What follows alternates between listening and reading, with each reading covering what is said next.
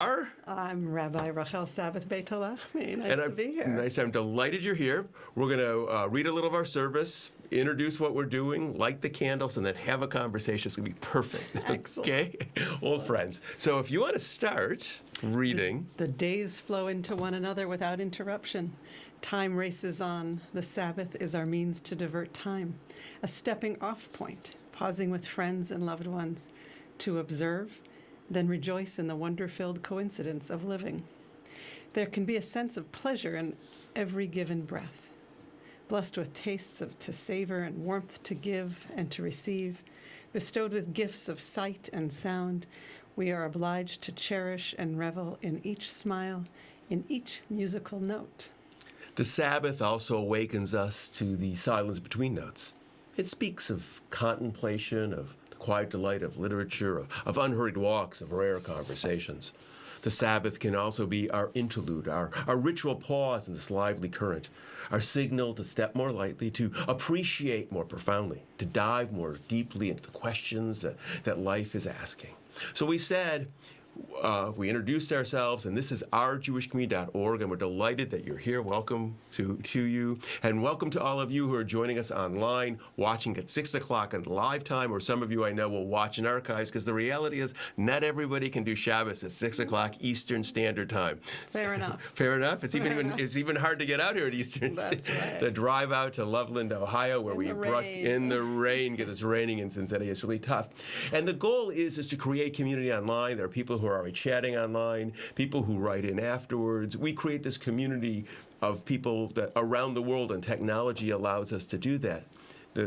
But more than that, it's really the voice of Judaism that's really important. Technology is like just a microphone. It's a bigger microphone.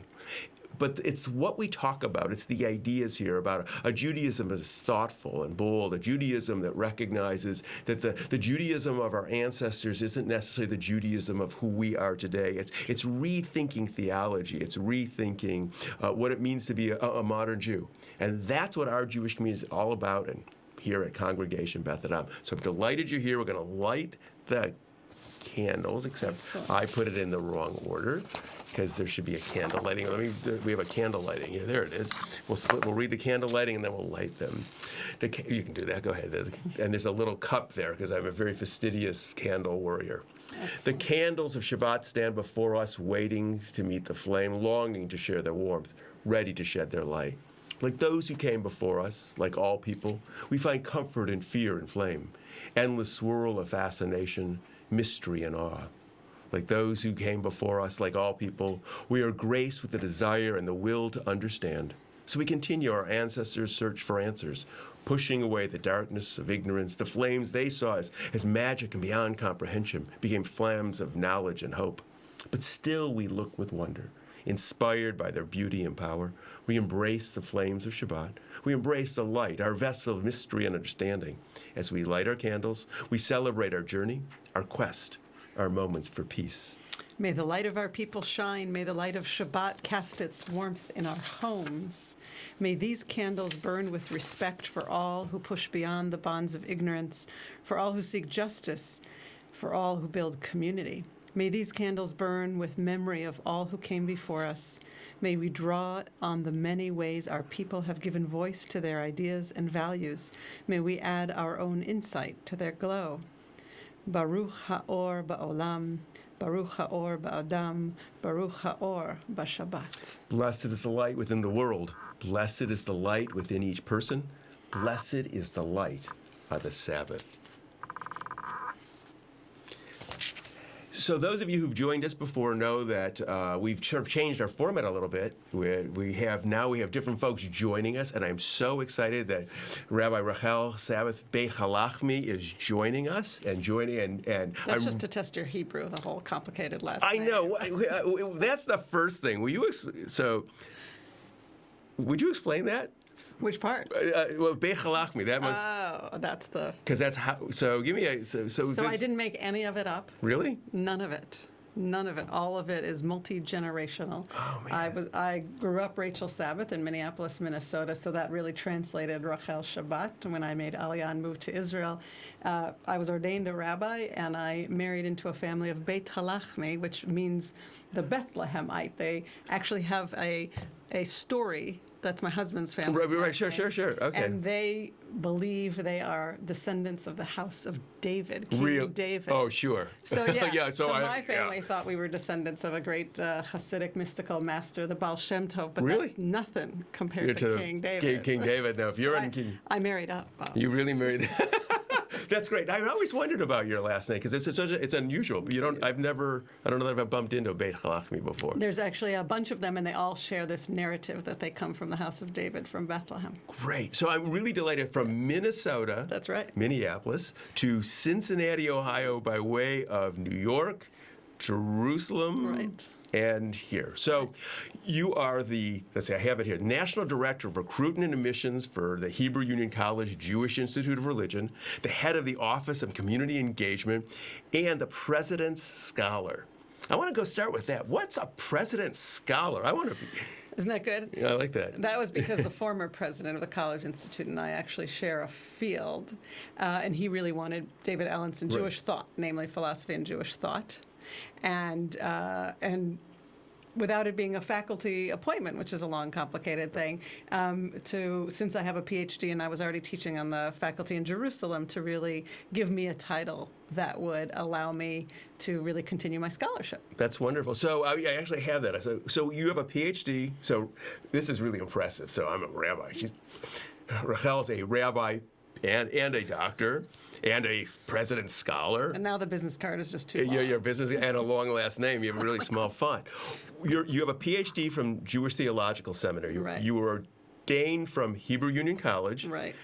Just for everyone to know, Jewish Theological Seminary is typically where those who want to be conservative rabbis would go and train. Right. So you studied in New York at Hebrew Union in New York? Right. Well, I did 2 years in Jerusalem and 3 years in New York. And while I was in New York, I actually thought about transferring to the Jewish Theological Seminary for rabbinic school. But at the time, they had already made the decision to ordain women, but they were really wrestling with the decision about whether or not they should ordain gay and lesbian rabbis, and I was really attracted to the way they think about halakha, but really Halakha being Jewish law and the way in which law changes, as you said, about Judaism, and I was really attracted to that and quite observant myself, but really felt that I couldn't go there at the time to rabbinic school because of their position on gay and lesbian rabbis. And what year would that have been? That was in the mid-90s. 90s, okay. So, but thereafter, they changed their decision, and I went there actually for my PhD. In modern Jewish theology and philosophy. Modern Jewish philosophy and philosophy. So we're going to get into that. Not all tonight, but because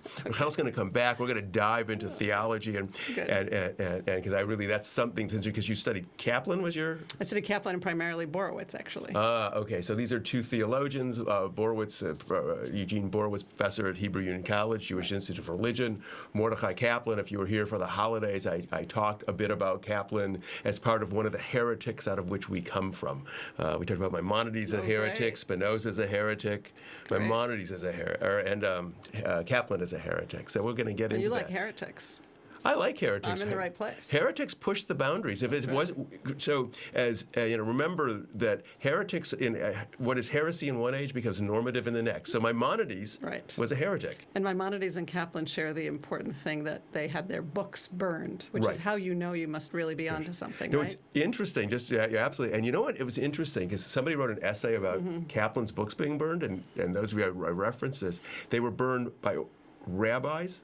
The month after the Allies beat the Nazis. And this essay was all about these were Orthodox rabbis doing exactly what the Nazis had done to Jewish books.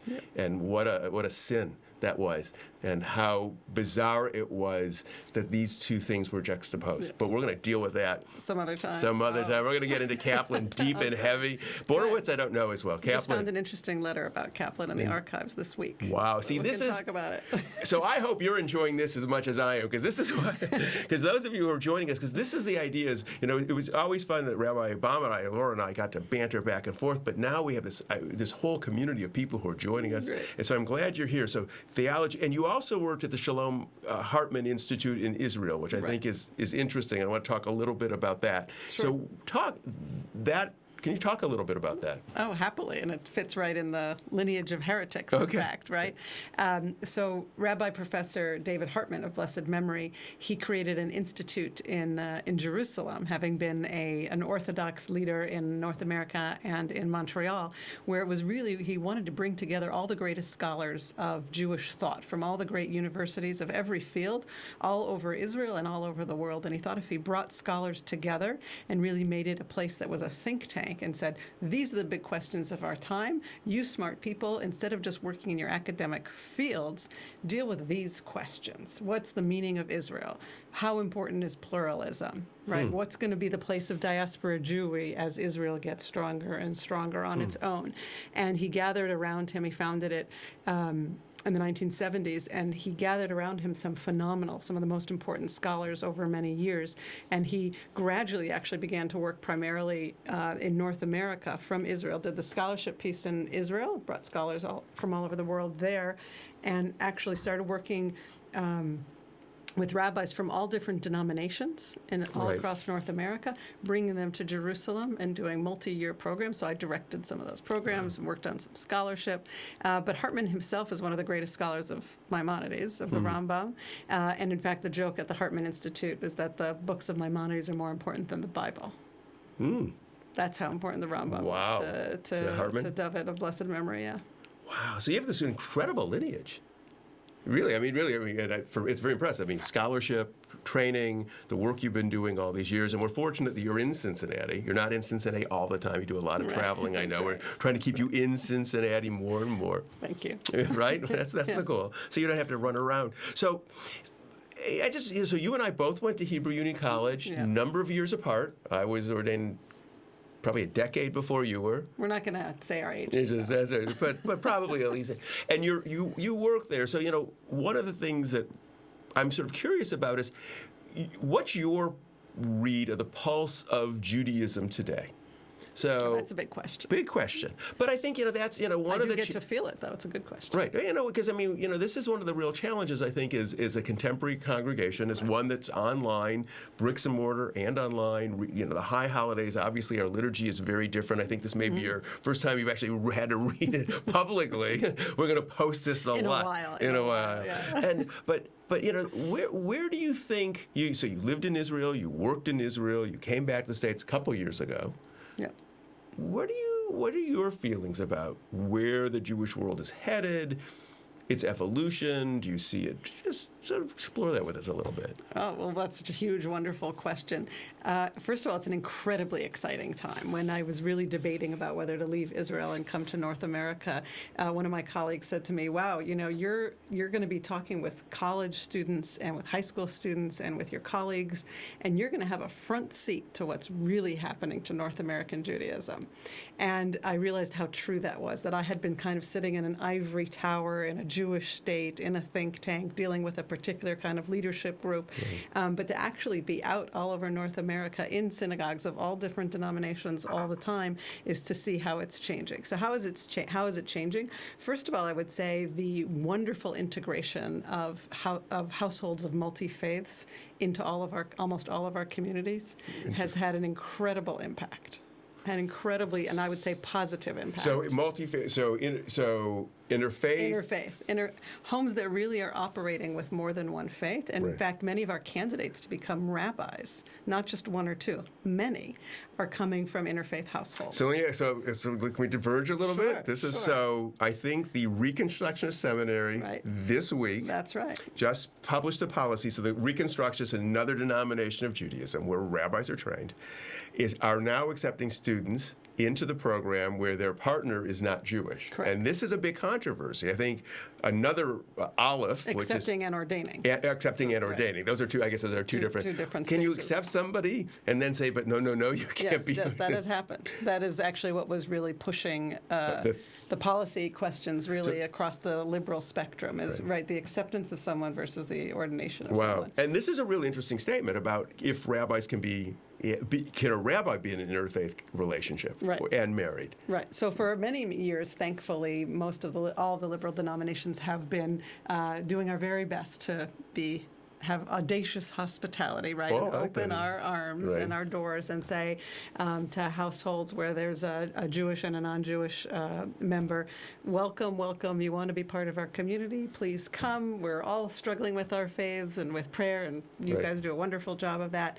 But the seminaries, until this week, the accredited, mainstream seminaries of the three major liberal denominations have said, but to be clergy, Right. you need to be in married. Right. That we hold that and have always held that since the biblical era in various different ways, have held that to be a really important symbol of Jewish community and of Jewish leadership. And slowly, really over the last 5 years in particular, this has become a really significant debate.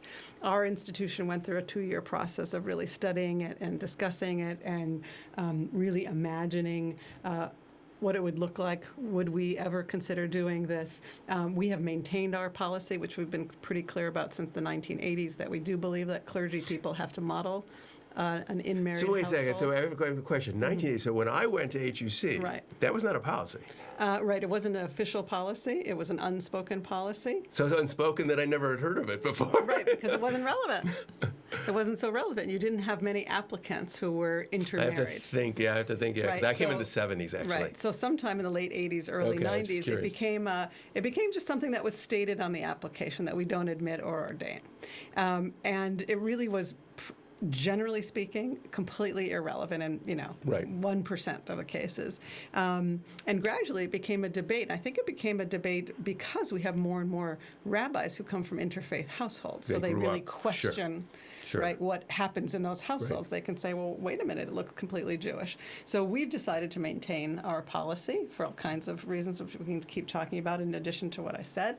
And the Reconstructionist Rabbinical College that really ordains just 5 to 8 Right. a year, so it's a very different volume factor, has a number of students who are currently intermarried, who have recently gotten married to non-Jews, and they, after also 2 years of debate and lots of controversy in synagogues, 3 synagogues threatening to leave. I believe I just saw some. If they don't make Right. don't make They that do- right, decision, right. and 3 threatening to leave if they do make the change. Right. I mean, so and really coming at Judaism, I think from a Kaplanian perspective, I think it was less of ultimately of a theological, legal challenge to Right. them. So what will be interesting, because we have an approach here Right. that's also very different. We also allow non-Jewish family members to fully participate in all of the services. So we're one of the only congregations, certainly I think the only congregation in Cincinnati, that a non-Jewish grandparent can help hand the Torah to their Jewish Right. grandchild. But I have to say, around the country,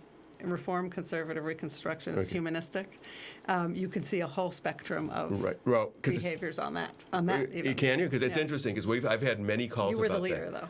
I think, yeah, because we've good. I was so because I know that's an issue Yeah. too for some folks. So that's interesting that this whole issue of sort of the changing. So we That sort of, that is a big symbol of the change. right, that the way we perceive what makes a Jewish family, how interfaith is now redefining that, Right. the implications of that, the The changing total thing. welcome of all the non-Jewish members Right. of a family. Well, so it's fascinating. So that's one of the things that you see changing in Judaism. What else? Right. But I think I would draw a distinction if you wanted to. Drill down. See, this is the difference between rabbis and PhDs. Rabbis were. This is your PhD side coming up. Go ahead. But it's interesting if you think about the fineness of where and when, right? Can a non-Jewish member of a synagogue be a president? Right. Be on the executive committee? Yes, no, right? We generally have been saying not president, but just about anything else, right? Right. I don't know if that would be true for Right. you. Right. That was. Sure. And then there's the question of, okay, on every committee, even a chair of a committee, but not ritual and worship. Right. Right. No, but what's interesting? So But this, wait, the go ahead. distinction, I would just Go. drill down to the bar mitzvah service. Oh, bar mitzvah service. Because That's the right? crux of it. That's where right. Judaism That's hits it the all rubber hits the road when you get a fountain pen. That's right. See, I'm old enough to remember fountains. I know. So carry away. Now we get iPhones. Anyway, so you could argue that if the non-Jewish grandparent had enabled the Jewish education and is passing down the values of Torah, right, of ethics and goodness, then sure, why not? Sure. But you don't have this in your blessings, but can a non-Jew say a blessing of are you, that I'm commanded? Can a non-Jew say, I have been commanded by God's command? Asher kidshanu b'mitzvotav. So right? can I? So here's so we're going to go down this path. Okay, go ahead. Okay. So this is interesting. I'm So not saying I agree with No, that. no, no, I'm no. just drawing the distinction. So I was spending, some of the folks online know I spent a lot of time in Asia this summer. And I've been talking about it. I brought some. Certainly, I talked about some of the experiences, but I didn't talk a lot about the religious thing. Now, what's interesting, and we're going to talk about this Sunday at a part of our adult education, Eastern religions are structurally different than Western religions. And as a function of that, there's not just about the belief structure, they are synchronistic because they don't come from authoritative texts. So if you're in Japan and you ask somebody what religion they are, it makes no sense. Because as they say, somebody can do a Shinto baby naming, a Buddhist wedding, and a Confucianist funeral. Because All those things work together. They're not in conflict. Right, because they're not authoritative. So when you start looking at Western religion, by definition, had been authoritative text. It was sacred text so that each sacred text superseded the next. And so when we were growing up, and when I was becoming a rabbi, it was if you were Jewish, you believed one thing, and if you were Christian, you believed something that was directly in opposition, right? So it was conflict. Absolute. Either Jesus was the Messiah or not. But what's happening now is I'm beginning to recognize, and I've talked to my friends who are Christian clergy and some Muslim clergy that I know and Muslim that people really are beginning to move away from the belief structure of all the religions, and the religions are becoming cultural identities, and the value set that people share are actually the same value set. But as one of my minister friends said, if they're going to come to services, they're going to come to Christmas versus Hanukkah, and they're going to have me do the wedding versus you. Right, they're going to make some choices nonetheless that are particular. But if we ask them what they believed, it's very much the same. Exactly the same. So that also is probably what's driving it, because what's happening is we're not finding the same kind of conflict in families because the belief structures aren't in opposition. Which are essentially Unitarian. Right. So the difference is, you like ham or you like brisket. Right. or some of the people in your family might have more problem with ham than brisket. Well, exactly. So, no, it's fascinating. I actually have to say, if I would to name one of the changes that I see, if you ask young people, meaning like early college, late high school folks that I often have a chance to learn with about their value system, what most matters to them, what claims them, I'll have them make lists sometimes, and every once in a while I'll say, what about that isn't Unitarian? What about that is Jewish? Right. Well, that's interesting. So last week, Reverend Sharon Dittmar, who's the Unitarian minister, was here, sitting right where you are. We were having this. And you've got it covered. But did you talk about the Pope? We didn't talk about the Pope last week. We hadn't done everything yet last week. Okay. But it's interesting because I actually think we're going to watch sort of a really dramatic change in identity. We're watching it. This sense of fluidity. Yeah. The question is, can Jewish institutions keep up with the speed of the identity change? That people are moving further and further, right? That's always the question. If people move too far ahead of us, what happens? So, that's one of the... Right, our institutions can become irrelevant. Right. Easily. Is that what you're saying? Absolutely. I didn't want to say it so blatantly. You're the head of one. I just work here. I'm a schlepper. No, that's our challenge. Right. Right. How not to be 10 years behind the curve on one hand, and yet we are a mainstream or institution. 20 years. Right. Because and I think this is going to really change the nature of what Judaism is, because the question is, and I pulled out an article about chosenness. I found he did his homework. I usually do homework before I study. But this issue of, do people believe they're commanded at all? I mean, here at Beth Adam, we really wrestle with theology, and the reality that I found is most Jews that I deal with don't have a concept of a God that tells them what to do. Right. The liturgy still says that. Right. But do they feel obligated and commanded in another way? Obligated is different than commanded. Right. So this is where I would split. This is where I did linguistics. Do they feel claimed by some other system? Well, I guess the question is and I think this is ultimately the conversation that we really want to keep on getting into is, what is the goal of, what are we trying to keep alive? Right. Is it a word? Is it a community? Is it your family name? So this is interesting. And we have to end in a minute. We have to go. This is the problem with rabbis. We can talk and talk and talk. That's right. But, it's not.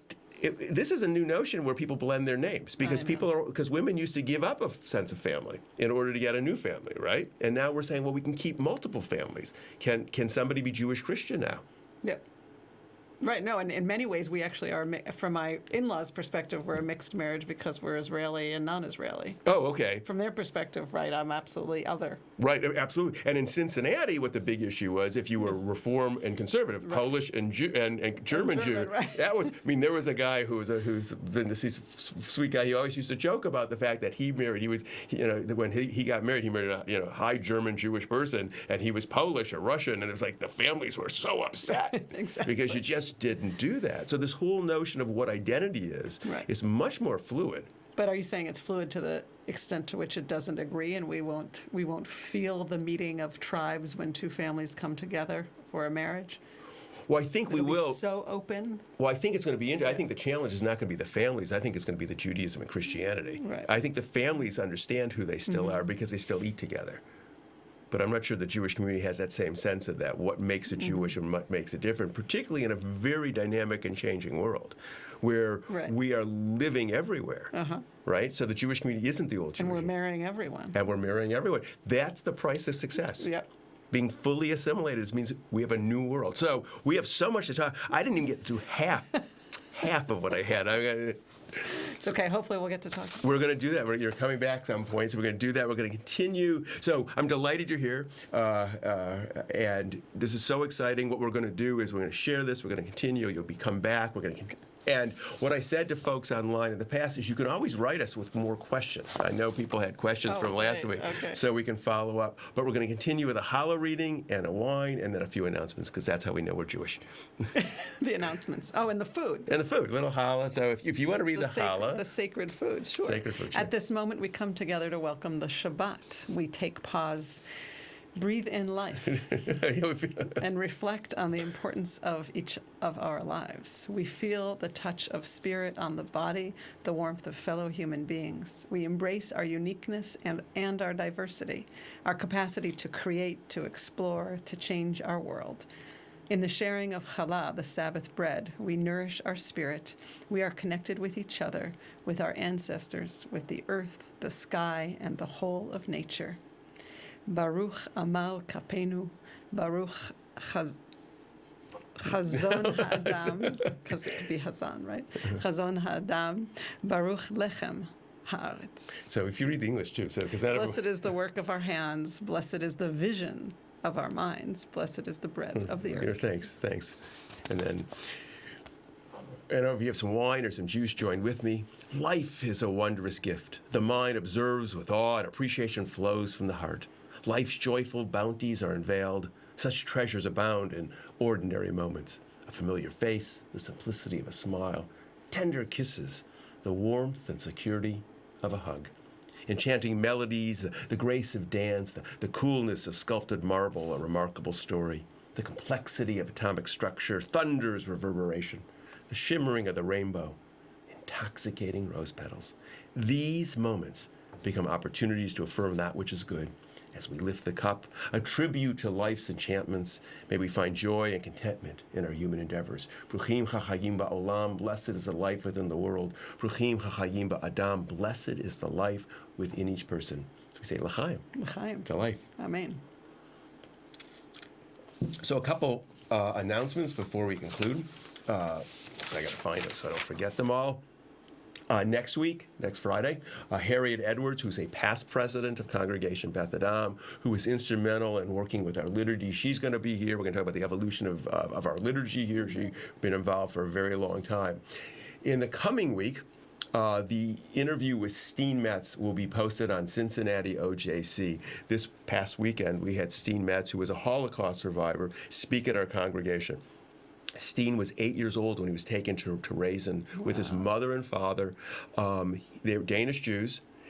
He and his mother survived. They were there for 18 months. His father died there in Raisin. And he talked about that experience. And the Danish experience, Jewish experience, was different. Right. And the Danes really protected their own in many ways. And he spoke about it to a large community here, and we've created a small interview with Sarah Weiss, who's the director of the Center for Holocaust and Humanities Education, interviewed him. So we're going to be posting that probably Wednesday or Thursday, along with some reflections by both students and adults who are in attendance. So I urge you to watch that and take a look. Always look at our Facebook page and our OJC website. There's always new material. You'd learn about things like this there. And also next week we're going to do memorials. So if you have memorial names, loved ones, deceased loved ones, who you want to be memorialized and to remembered here on ourjewishcommunity.org, write those in, put them on our Facebook, and send them to me if you want at rabbi@ourjewishcommunity.org.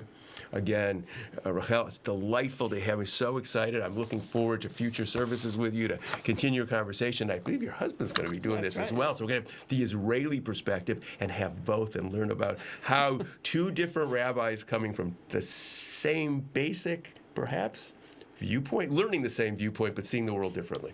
That's the lenses we look through. And we conclude with the words we always conclude with. May we know blessings those who are near, and may we know blessings those who are far. And may the Sabbath bring its goodness to everyone soon, wherever they are. Shabbat Shalom. Shabbat Shalom.